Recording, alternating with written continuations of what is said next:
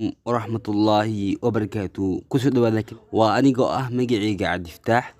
ان بليز waxaa ka codsanaya haddaa ku cusub tahay inaad subscribe inu sarto muuqaalkana aad like sarto share gareyso oo la wadaagto asxaabtaada aad baa u mahadsan tahay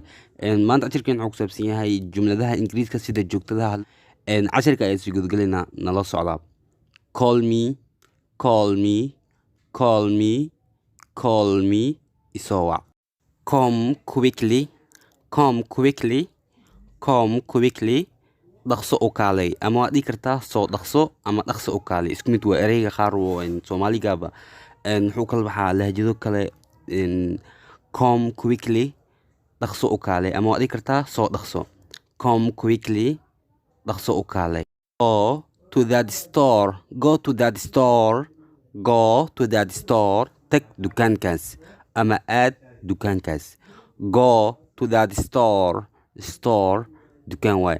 go to that store tag dukaankaas I really love you I really love you runtii waan ku jeclahay ama dhigta runtii aadan ku jeclahay I really love you runtii waan ku jeclahay I really love you I really love you runtii waan ku jeclahay I am angry today I am angry today waan caraysanahay maanta I am angry today I am angry today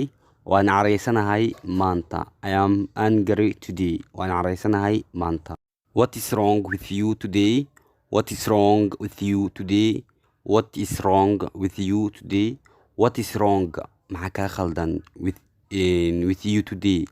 maanta What is wrong with you today maxaa ka khaldan maanta What is wrong with you today maxaa ka khaldan maanta What is wrong with you today What is wrong with you today maxaa ka khaldan maanta That girl is my sister That girl is my sister That girl is my sister gabadhaasi waa walaashay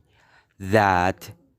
girl is my sister That girl is my sister gabadhaasi waa walaashay This boy is crazy This boy is crazy This boy is crazy This boy is crazy wiilkan wuu waalan yahay This boy is crazy wiilkan wuu waalan yahay I like this girl I like this girl waan ka helay gabadhan I like this girl waan ka helay gabadhan You are moral person You are moral person You are moral person waxaad tahay qof akhlaaq leh You are moral person You are moral person waxaad tahay qof akhlaaq leh You are moral person waxaad tahay qof akhlaaq leh Allah ashirkiina halaan okay please waxaa ka codsanaya haddaa ku cusub tahay inaad subscribe inoo saarto haddaa subscribe ku inaad subscribe inoo saarto muuqaalkana aad like saarto muuqaalkana aad share gareyso aad baa kaga mahad celinaynaa